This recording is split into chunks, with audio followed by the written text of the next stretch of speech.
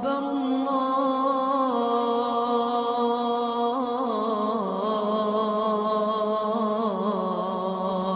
Au nom de Dieu, le tout clément, le tout miséricordieux. Paix et bénédiction sur ses prophètes et sur Mohammed, le dernier des prophètes.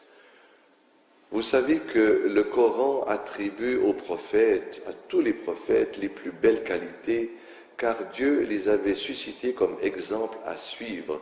Ils ne pouvaient pas commettre des péchés et ensuite dire à leur peuple de ne pas les commettre. Ils ne pouvaient pas non plus dire des mensonges dans le message qu'ils avaient à transmettre de la part de Dieu, sans quoi on ne pouvait plus leur faire confiance, comme nous le trouvons mentionné dans plusieurs endroits de la Bible.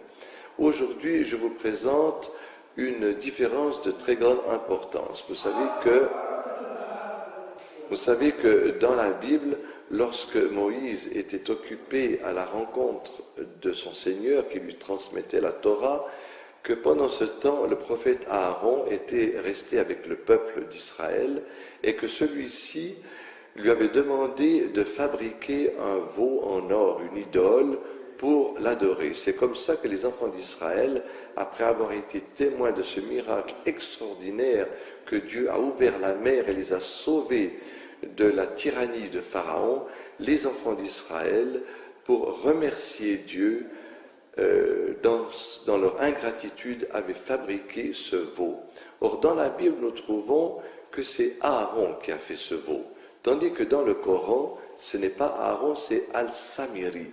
Mais nous trouvons aussi dans le récit biblique que Moïse, une fois descendu de la montagne, va demander à Dieu de revenir de sa colère, de ne pas châtier le peuple. Et on va voir dans le récit que je vais vous citer que Dieu va revenir sur sa décision et il va châtier le peuple, mais il ne va pas châtier Aaron qui a fait le veau d'or. Dieu se repentit sur le conseil de Moïse, livre de l'Exode au chapitre 32 et au verset 14.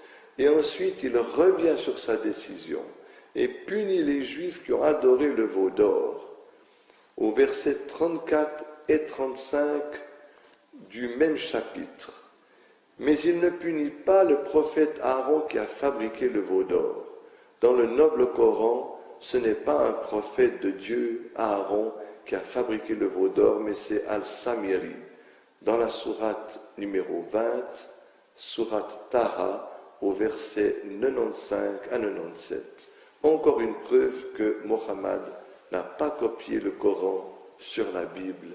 Walhamdulillahi Rabbil Alamin, louange à Dieu, Seigneur des mondes, de nous avoir révélé ce livre afin de nous guider vers la vérité tout entière. Allahu Akbar, Allahu Akbar.